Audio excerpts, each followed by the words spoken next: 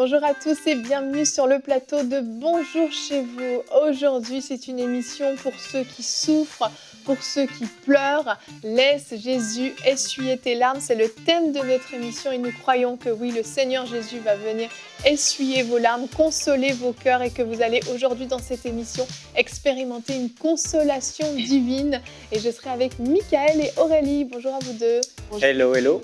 Donc une belle émission en perspective. On sait qu'il y a beaucoup de gens malheureusement, même les enfants de Dieu, oui, souffrent dans toutes sortes de situations, parfois des familles brisées, des couples qui sont en train de se déchirer, des deuils tellement difficiles à traverser. Et on aura dans la rubrique C'est mon histoire justement un homme qui a traversé un deuil, le pasteur Denis Morissette qui nous a raconté son témoignage, comment il a traversé le deuil de son épouse et comment il a été surnaturellement consolé. Vraiment, la grâce de Dieu a été disponible pour lui, tout comme elle l'est pour vous. Donc je pense que ce témoignage en deuxième partie d'émission va vraiment vous encourager si vous traversez une épreuve similaire à la sienne. Mais avant d'écouter son témoignage, on va commencer cette émission avec toi Aurélie, dans la pensée du jour.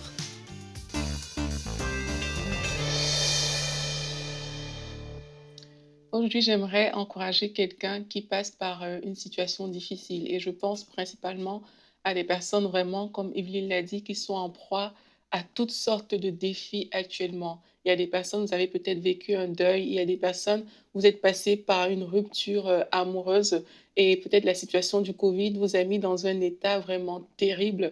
Vraiment, aujourd'hui, je vais vous encourager et vous dire que Dieu ne vous a pas oublié. La Bible dit dans le psaume 30 au verset 6 que si le soir des pleurs subsistent, au matin la joie éclate. Alors peut-être vous vivez le soir de votre vie où vous pleurez, vous êtes dans le chagrin, il y a beaucoup de choses qui se passent, votre cœur est troublé, vos nuits, vous n'arrivez plus à dormir parce que c'est difficile, mais sachez que cette saison, ce n'est qu'un temps et qu'il y a une saison dans votre vie qui s'appelle le matin qui va finir par arriver. Et lorsque vous êtes en train de pleurer comme ça, il y a un piège dans lequel Satan aimerait que vous tombiez. Il aimerait que vous vous retourniez contre Dieu et que vous commenciez à dire à Dieu, mais pourquoi ça m'arrive? Pourquoi est-ce que ça ne va pas? Pourquoi je ne vois pas le bout du tunnel? Mais ce matin, je vous encourage à ne pas tomber dans ce piège-là parce que Dieu est là. Je vous encourage à tourner votre regard vers Jésus-Christ qui a la capacité de vous sortir de cette situation et à lui faire pleinement confiance. La Bible nous dit dans 1 Corinthiens 10 au verset 13, « Aucune tentation ne vous est survenue qui n'ait été humaine. Et Dieu qui est fidèle ne permettra pas que vous soyez tentés au-delà de vos forces. Mais avec la tentation, il préparera aussi le moyen d'en sortir afin que vous puissiez la supporter. » Bien-aimés, j'ai envie de vous dire que Dieu a déjà préparé le moyen de sortir de cette situation. Cette épreuve ne vous consumera pas. Elle ne va pas vous atteindre, en fait. Elle ne va pas vous éteindre, j'ai envie de dire, parce que Dieu a préparé le moyen. Et dans la Bible, on voit plusieurs cas comme ça. Il y a Anne qui était stérile. La Bible dit qu'elle a longtemps pleuré. Elle subissait les tortures de Pénina, mais elle a vu son Samuel arriver. Dieu a essuyé ses larmes. La Bible dit que lorsqu'elle est allée dans la présence de Dieu, elle a reçu cette parole du prophète et son visage a complètement changé. La Bible nous parle également de Job. Dans Job, c'est écrit que les pleurs ont altéré mon visage. C'est Job qui parlait comme ça, mais on a vu comment Dieu l'a relevé. Il a reçu plus de Dieu que tout ce qu'il avait perdu. Et la Bible nous parle de David. David a longtemps cru que c'était la fin dans différentes situations de sa vie et il a écrit dans ce psaume 30 que je vous ai lu, « Tu as changé mes lamentations en chants d'allégresse. » Et c'est ce même David qui a dit, « Je lève mes yeux vers les montagnes, mais d'où me viendra le secours ?» C'est peut-être la question que vous êtes en train de vous poser aujourd'hui. D'où me viendra le secours? Lorsque je regarde à gauche, lorsque je regarde à droite, d'où me viendra le secours? Et il a répondu, il a dit, « Le secours me vient de l'Éternel qui a fait les cieux et la terre. » J'ai envie de vous le dire aujourd'hui, bien-aimés, votre secours vous vient de Jésus-Christ. Votre secours vous vient de l'Éternel qui a fait les cieux et la terre. C'est lui qui a préparé le moyen de sortir de cette situation. C'est lui qui relève votre tête. C'est lui qui va changer votre situation, en fait. Et vous ne mourrez pas, vous vivrez. Et vous pourrez raconter les merveilles de Dieu. Vous pouvez raconter, vous pourrez dire au monde entier que hier, j'étais dans ma saison du soir. Hier, je pleurais, mais mon Dieu a fait changer mes pleurs en chants d'allégresse. Ma joie a éclaté. C'est le témoignage que vous aurez par le nom de Jésus-Christ. Amen, amen. Recevez, oui, c'est le témoignage que vous aurez.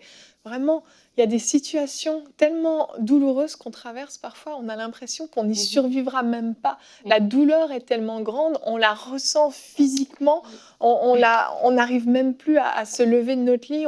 On l'a vu même David dans les psaumes, on voit les souffrances par lesquelles il pouvait passer. Il était dans une dépression, il était tellement malheureux, mais régulièrement, il se fortifiait en levant ses yeux vers le Seigneur parce qu'il savait qu'il était la seule solution.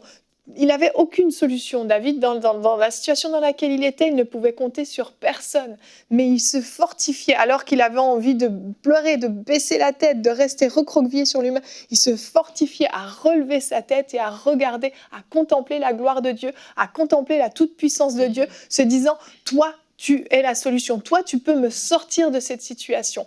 Ça paraît complètement impossible, mais je sais que tu es la solution. » Et dans un des psaumes, David a dit, c'est notre verset du jour, c'est le psaume 116 au verset 8, il a dit: oui, tu as délivré mon âme de la mort, mes yeux des larmes, mes pieds de la chute.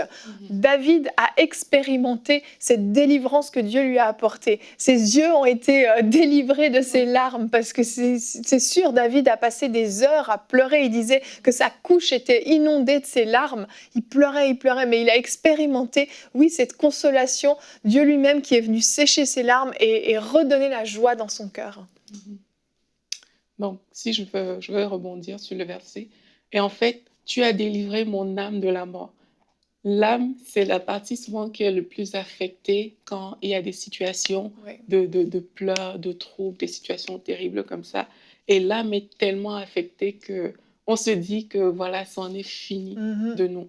Mais ce même David aussi a dit que l'Éternel est mon bouclier, il est ma gloire, il est celui qui relève ma tête. Donc, quel que soit le niveau d'affectation qu'on peut avoir, si seulement on peut ouvrir nos yeux sur cette perspective de la même manière que David, qui, face aux situations, parce que là, il dit « tu as délivré », c'est comme ça s'est fait. Oui. Mais dans ces situations-là, il avait cette espérance que Dieu va délivrer mon âme de la mort, Dieu va délivrer mes yeux des larmes, Dieu va délivrer mes pieds de la chute. Et tellement il était rempli de ça que dès que l'âme était troublée, mais il se remettait à Dieu en fait.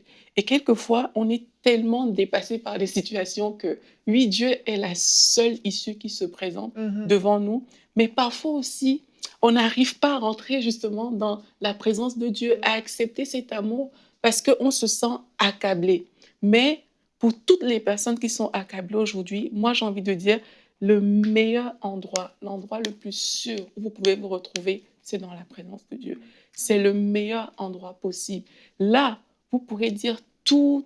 N'hésitez pas à déverser sur lui tout votre fardeau. Vous n'avez pas besoin de faire semblant. Vous n'avez pas besoin de garder, en fait. Parce que parfois, c'est de ça dont l'âme a besoin. L'âme a besoin de se déverser. Elle a besoin de se décharger. Et on n'a pas besoin de garder ça à l'intérieur. Non. Ça peut sortir. Vous avez le droit de dire à Dieu... Ça doit sortir. Tout, exactement. Et puis, on a le droit de dire à Dieu tout ce qui est pesant, sans faux semblant. Juste venir devant Dieu et dire, Seigneur, je ne me sens pas bien. Cette situation me terrorise, cette situation m'accable. Je ne vois pas le bout du tunnel. Je pleure tous les jours, je n'en peux plus, Seigneur, j'ai besoin de toi. Et la paix de Dieu remplit. Et la joie, le visage change. Quand quelqu'un a rencontré Dieu face à face, son visage change. Comme on a vu pour Anne dans la pensée du jour. C'est le visage, dès que tu rencontres Dieu, tu vas voir. L'espérance va s'allumer. Amen. Quelque chose va changer et ton visage va changer. La joie va se dessiner sur ton visage, là où il y avait des pleurs et la tristesse. En fait. Amen. Amen. Moi, je crois qu'en tant qu'enfant de Dieu, quand on passe par des épreuves, c'est difficile pour l'âme, comme Aurélie l'a dit. C'est douloureux, l'épreuve en soi amène une souffrance. Mais en tant qu'enfant de Dieu, je trouve qu'il y a une autre souffrance qui s'ajoute quand on ne comprend pas ce qui se passe. Parce que les inconvertis, ils n'ont pas le Seigneur. Donc ils encaissent, voilà. Mais nous, on a un espoir, on a un Dieu qui dit qu'il va intervenir, il en a un Dieu qui dit qu'il est avec nous. Et je sais que beaucoup de frères et sœurs souffrent parce qu'ils ne comprennent pas pourquoi Dieu n'intervient pas. Le pasteur a prié pour moi, le frère a prié pour moi, la sœur a prié pour moi. J'ai moi-même prié, j'ai moi-même crié, mais rien en fait. Et cette incompréhension amène une souffrance supplémentaire en se disant, mais est-ce que... On s'accuse en fait. Est-ce que j'ai J'ai péché. Qu'est-ce que j'ai fait de mal? Qu'est-ce que ceci? Qu'est-ce que cela? Est-ce que Dieu est vraiment avec moi? Et moi, je suis passé par là, fut un temps, jusqu'au jour où j'ai compris une chose. J'ai compris que la foi, quand Dieu nous demande d'avoir foi, la foi n'est pas là pour assouvir un caprice de Dieu, répondre à un caprice de Dieu. Si tu n'as pas foi, je n'interviendrai pas. Non, la foi, c'est vraiment un outil, une vertu, un don que Dieu nous a donné à chacun, qui permet en fait au monde invisible, donc à l'Esprit de Dieu, de pouvoir intervenir dans le monde visible. En fait, j'ai compris que la foi est comme une porte qu'on ouvre, qui permet à Dieu de rentrer dans notre vie, de rentrer dans ce monde visible et d'intervenir. Donc depuis ce jour que j'ai compris ça, voici comment je vois la chose. Dieu n'est jamais le fautif. Il a tout payé. Il a livré Jésus-Christ. Jésus a payé le prix à la croix. Il a tout accompli pour que en Jésus-Christ, au nom de Jésus, toutes les promesses de Dieu soient oui et amen. Donc pour moi, je ne me pose pas question. Quand il y a une situation difficile, Dieu veut toujours le faire. Toujours, toujours, toujours guérir, toujours intervenir, toujours restaurer, toujours apporter la vie, toujours apporter la consolation. Mais il y a besoin que j'ouvre la porte. Il y a besoin que quelqu'un manifeste la foi. C'est pourquoi Jésus a dit « Ayez foi en Dieu ». Lui-même, Jésus agissait par la foi. Lui-même, Jésus ouvrait la porte de la foi et Dieu pouvait intervenir. Et quand on comprend ça, ça nous soulage. Ça veut dire que nous, notre but, c'est juste d'arriver à ce stade où on est convaincu. Je sais que je sais que je sais. Et quand je sais que je sais, j'ouvre la porte et Dieu fait son entrée et il intervient. Donc il ne faut jamais être découragé, il faut persévérer jusqu'à ce que dans notre cœur, cette étincelle de foi vienne et elle produise, elle ouvre la porte à Dieu. Amen. Ça demande vraiment de la foi, de croire qu'il y a encore de l'espoir quand on se sent tellement désespéré. C'est vraiment un pas de foi que de dire je crois que si je laisse justement cette porte ouverte à Dieu, que je me confie encore en Dieu, que je place ma foi encore en Dieu, il peut intervenir et remettre de l'espoir dans ma vie. Il y a encore de l'espérance, je pourrais encore être heureux, je pourrais encore rire, je pourrais encore me lever le matin sans avoir l'impression de porter 15 tonnes sur mes épaules, je pourrais encore le vivre. C'est un pas de foi, ça aussi. Ouais, moi, c'est pour ça que j'aime vraiment le verset que je partageais dans le psaume 30 au verset 6, où on dit que le matin, la joie éclate en fait. Parce qu'effectivement, quand c'est le soir, tu vois rien. C'est vraiment les ténèbres qui sont comme devant toi. Et malheureusement, dans les situations par lesquelles plusieurs passent, c'est juste ça. C'est comme un tableau noir que tu vois devant toi. Tu vois juste cette situation-là au point où tu ne réalises même pas que tu peux t'en sortir, qu'un jour, les choses vont changer. Et vraiment, je le redis encore, c'est que peu importe le degré et la noirceur de la situation, Dieu est celui qui relève notre tête. Amen. Dieu est celui-là que, dans le trou le plus noir qui peut exister, il peut venir te chercher là-dedans si tu lui ouvres cette porte. Comme Michael disait tout à l'heure, Dieu est celui qui remplira votre bouche de joie à nouveau. Même si aujourd'hui, ça semble loin. Avec Dieu, on ne peut pas définir ces choses-là. Mais quand on arrive à juste dire, Seigneur, je te fais confiance. Aujourd'hui, je pleure, mais mes pleurs ne perdureront pas toujours. Il a dit, les ténèbres ne régneront pas toujours. Cette situation par laquelle je passe ne régnera pas toujours. Viendra un jour où les choses seront différentes, où tu vas changer les choses. Et c'est ça qui fait même que la paix s'installe en fait au-dedans de nous. Et que même si les choses semblent être sombres, cette paix-là, elle nous garde. Elle nous garde dans l'espérance. Et Dieu, c'est le Dieu du jour au lendemain, comme j'aime dire. Il va agir. Et puis, un jour, vous allez voir que, mais hier, je pleurais, mais regarde-moi. Aujourd'hui, mon visage a changé. Dieu m'a fait du bien. Amen, amen. Oui, Dieu veut vous faire du bien.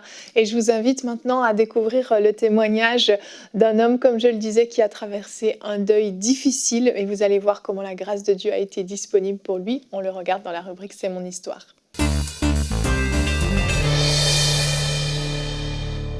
Et on se retrouve pour la rubrique « C'est mon histoire ». Aujourd'hui, je reçois le pasteur Denis Morissette. Bonjour Denis. Bonjour. Tu as un ministère de relations d'aide, soins pastoraux, tu es conférencier, enseignant, tu es un homme très très occupé qui prend soin de beaucoup de monde. Mais aujourd'hui, tu viens nous raconter comment, à un moment dans ta vie, tu as dû prendre soin de toi Ouais. parce que tu es passé par une épreuve douloureuse, difficile, du décès de ton épouse, et tu viens nous raconter comment vraiment la grâce de Dieu est venue t'aider à traverser cette épreuve. Et Denis, si on prend le début de ton histoire, en fait, tu pensais commencer l'année 2010 comme chaque autre année. Ouais. Normalement, tu planifiais ton année par rapport à ton ministère, à ce que tu Ouais. allais faire, et tu t'attendais pas à ce qu'il y ait finalement une bombe qui tombe sur cette Ouais. année 2010. Ouais. Je me souviens très, très bien. Dès le début de l'année 2010, c'est une tradition chez moi. Après le premier de l'an, je m'assois, je prie pour l'année, je cherche un peu, puis je planifie, je sors mon agenda, je regarde un peu ce qui est déjà indiqué dans l'agenda et tout ça. Et voilà, l'année défile. Et plus on voyage, plus on est connu puis occupé, plus les agendas se bouclent longtemps d'avance et tout ça. Et donc, on s'en va dans la vie comme cela, avec une planification et tout ça. Et on a l'impression d'un certain contrôle sur notre agenda, sur notre vie aussi, mais le contrôle, c'est un peu parfois une illusion. Hein. Et vers la mi-juin, il s'est passé une situation qui était pas dramatique au départ, mais qui l'est devenue. Ma femme travaillait dans un grand hôpital montréalais et elle a commencé à s'apercevoir qu'elle avait des petites taches bizarres, un peu comme des bleus un peu partout sur le corps. Et je me souviens, c'est un jeudi. Ce jour-là, elle décide, bien sûr, d'aller travailler comme à tous les matins. Et en arrivant à l'hôpital, elle parle à son patron, qui est un médecin, et elle lui montre ça. Puis lui, tout de suite, avec son œil exercé de médecin, il dit non, c'est pas normal ça. Donc, tout de suite, il dit aujourd'hui, tu ne travailles pas. Il appelle ses collègues et tout ça, et c'est la batterie de thèse dans la journée. Et le soir, le verdict tombe, c'est une leucémie aiguë, myéloïde, pour avoir le terme technique. Et là, je me souviens, c'est son propre patron qui m'appelait jamais, qui m'appelle directement à la maison. Mais dans ce genre de nouvelles-là, puis il n'a pas prononcé le mot cancer. Le mot cancer suffit souvent à générer toute une gamme d'émotions incroyables. Mais là, c'était leucémie et tout ça, donc je n'ai pas trop réagi. Mais là, il m'annonce qu'elle ne reviendra plus à la maison. Elle ne rentre pas à la maison ce soir. Puis en fait, elle n'est jamais revenue à la maison. Donc, c'était une saga qui a duré 159 jours. Et tous ceux qui ont connu la maladie et des membres de la famille qui sont malades, c'est l'espoir, le désespoir, les traitements qui se suivent. Et encore une fois, tant que tout ce processus est enclenché, on est quand même dans un mode il y a de l'adrénaline dans tout ça, hein, parce qu'on bataille, la personne qui est malade, elle va combattre, elle va vaincre et tout ça. J'avais des milliers de gens qui priaient pour elle, l'Église priait pour elle. Je recevais des emails de la France, des ralliements de jeunesse où les 3000 jeunes avaient prié. Donc, il y avait toute une espèce d'effervescence face à tout cela. Donc, loin de s'imaginer que ça va mal se passer. Et malheureusement, tous les traitements ont échoué.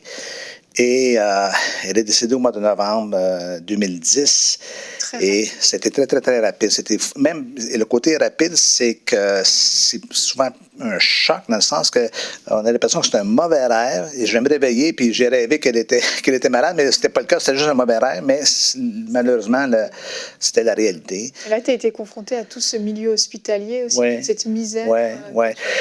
Encore une fois, moi, ça fait plus longtemps que je suis chrétien que je n'ai été non chrétien. Je me suis converti à l'âge de 20 ans, donc j'ai passé toute ma vie adulte dans l'univers. Donc, ma semaine, moi, c'est dans un univers assez protégé. C'est l'église, c'est le collège où j'enseigne, c'est mon bureau, c'est la maison.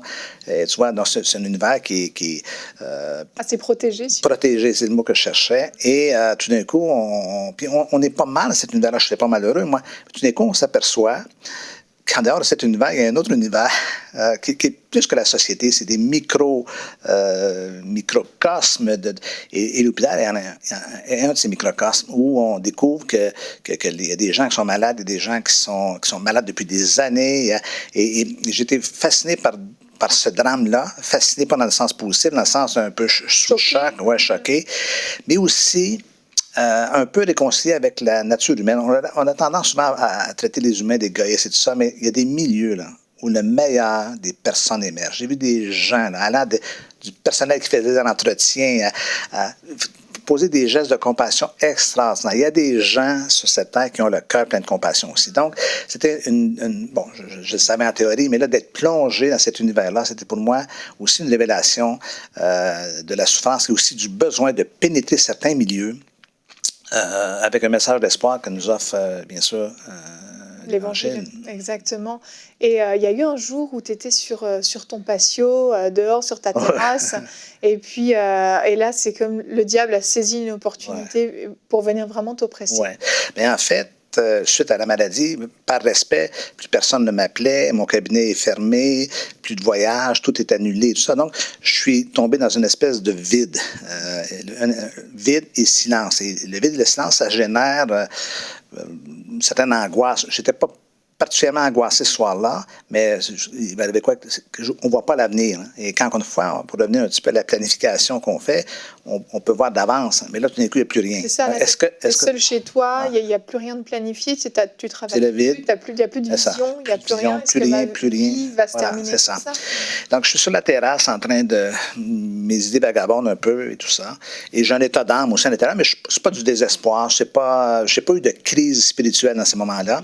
Mais tout d'un coup, j'entends, pas de façon à dire, mais à l'intérieur de moi, t'es fini, t'es foutu. Il est où ton Dieu dans tout cela? Tu le sers depuis des années, t'as été fidèle, t'as payé le prix. Mais regarde, il t'a laissé tomber, il t'a enlevé la femme, tu te retrouves maintenant veuf avec j'avais 2 adolescents encore à la maison à ce moment-là. Je fais quoi avec tout ça? Et cette espèce de... Les gens qui ont déjà vécu ce genre de tentation, d'oppression, ils vont comprendre que c'est pas quelque chose qu'on invente. Et je me souviens que j'ai un petit peu été sous le choc, mais ça m'a pas ébranlé plus qu'il faut, dans le sens que je ne doutais pas de Dieu, moi. Tout mon cheminement dans la foi, de ma conversion à toute ma vie. D'ailleurs, c'est ce qui s'est passé ce soir-là. Je me suis mis à revoir un peu le film de ma vie, comme spontanément. Ma conversion, les grandes touches que j'ai eues de la part du Seigneur, des moments marquants, mon appel. Et tout ça, là, ça ne pouvait pas être le fruit de mon imagination. Parce qu'il y a des expériences dans la vie qu'on ne peut pas rationnellement expliquer puis inventer. Voilà. Donc, et je me souviens que ce soir-là, dans tout ce tumulte intérieur, j'ai comme... Albert Camus a dit un jour, « Au milieu de l'hiver, je sentis en moi un été invincible. » Okay? Donc, c'est comme quelque chose qui est remonté à l'intérieur de moi. Et là, j'ai dit au Seigneur, « Seigneur, écoute-moi, Seigneur. » Je l'ai dit à voix audible. « J'ai commencé avec toi, à l'époque, c'était 35 ans. J'ai commencé avec toi. Je vais continuer avec toi et je vais finir avec toi, Seigneur. Je prends l'engagement ce soir. » Puis au moment où j'ai dit ça, il n'y a pas eu de lumière, il n'y a pas eu le feu du ciel, mais tout d'un coup, il est arrivé cet état de bien-être, cette paix. Et en fait, c'est la grâce. La grâce, je vais l'expliquer de la façon suivante. C'est un peu comme si on a tellement peur de tomber dans un précipice, puis tout d'un coup, le pied nous glisse, on tombe dans le précipice, puis on s'aperçoit que quelqu'un nous porte. Tu vois? Donc, c'est pas explicable. C'est une expérience. Il y a des choses qu'on ne peut pas vraiment définir à moins de le vivre. Il y a toutes sortes de livres sur la grâce. Il y a des Amazing Grace, la grâce infinie.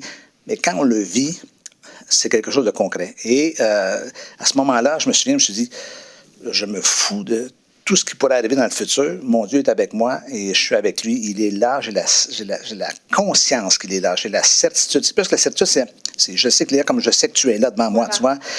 Et à partir de ce moment-là, tout ce qui pourrait se passer dans l'avenir, ça m'importe peu. Ça ne m'importe plus. Et donc, j'étais en paix. Je suis rentré dans la maison, puis j'étais en paix. Bon, je ne dirais pas que c'était une joie effervescente, mais la paix. Une paix malgré les circonstances, malgré et tout ça. Et donc, je ne me suis plus du tout préoccupé de l'avenir. Et ça a été relativement rapide, parce que dans les semaines et les mois qui se sont présentés à moi, le téléphone s'est mis à ressonner, les appels, et des portes qui se sont ouvertes que je n'avais jamais imaginées, de l'Afrique au Mexique. Moi, je suis un francophone. Ça va pour l'Afrique, mais le Mexique, c'est pas ma langue maternelle, tu vois. Dans des concours de circonstances et tout cela, les voyages à peu près partout. Le Seigneur n'en avait pas fini avec le Seigneur n'avait pas fini avec moi, mais au contraire, j'étais plus occupé depuis les 10 dernières années que je l'ai été les 20 années précédentes, tu vois, ou les 30 années, de nouvelles portes et tout ça. Avec aussi un certain nombre de changements dans ma façon de voir la vie aussi. Et pour ça que les gens aussi, ça change notre rapport aux gens, à l'Église, quand les gens savent que tu as été profondément éprouvé. Donc, j'ai eu l'occasion de raconter mon témoignage, mais aussi de pouvoir prêcher avec une fibre un peu plus sensible. Parce que tu l'avais vécu. Parce que je l'avais vécu, c'était du connu et tout ça. Exactement. Et là, aujourd'hui, il y a des gens qui nous écoutent et qui se disent, mais il a réussi à traverser cette tempête, ce deuil dans sa vie. Et je pense qu'il y a des gens qui aimeraient pouvoir expérimenter cette grâce dont tu parles, qui fait traverser ces tempêtes-là. Est-ce que tu pourrais prier pour nos amis? Oui, mais avant, je vais juste partager avec eux un verset. Le Dieu de toute grâce qui vous a appelé à Jésus-Christ, à sa gloire éternelle. Le Dieu se définit, se présente comme le Dieu de toute grâce. Après que vous aurez souffert un peu de temps, et j'aime et retenez le mot un peu de temps, je le dis un peu prophétiquement, un peu de temps, c'est pas toujours, vous perfectionnera lui-même, vous affermira, vous fortifiera et vous rendra inébranlable. Donc, il y a un produit rattaché à la souffrance. Donc, vous vivez en ce moment un temps d'épreuve. Vous n'imaginez pas que votre vie serait dans cet état, que ce soit votre mariage, votre famille, vous avez vécu des ruptures, peu importe ce que vous avez vécu, il y a une vie après le drame parce que Dieu n'a pas dit son dernier mot. Mais au travers de ce drame-là, on est fortifié, on est affermi, on est perfectionné. Et Dieu dit, vous perfectionnera lui-même. C'est comme si vous dites, allez, poussez-vous, je vais mettre la main à la pâte, je vais m'en occuper moi-même. Et nous rend inébranlables. Donc, retenez cela aussi comme une promesse, comme un mode d'opération de Dieu dans nos vies, un mode opératoire de Dieu dans nos propres vies. Et si vous voulez, je vais prier pour vous.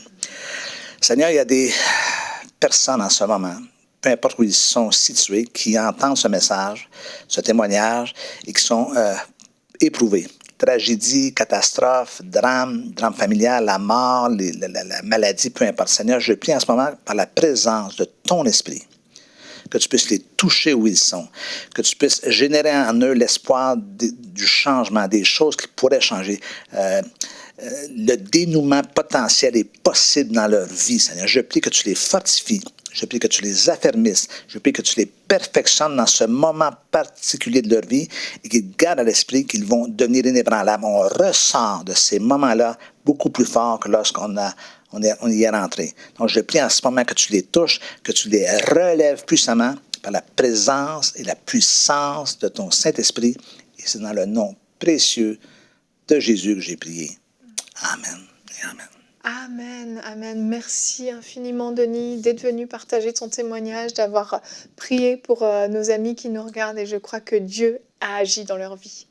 Alléluia, gloire à Dieu pour ce témoignage magnifique et ça peut être votre témoignage aussi, ça peut être votre histoire, comme l'a dit Aurélie dans la fin de sa pensée du jour.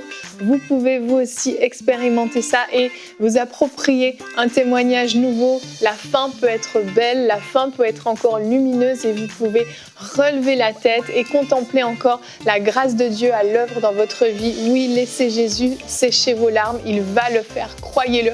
Soyez fortifiés, chers frères et sœurs. Je vous souhaite un très bon week-end dans la présence de Dieu. On se retrouve la semaine prochaine. Soyez bénis.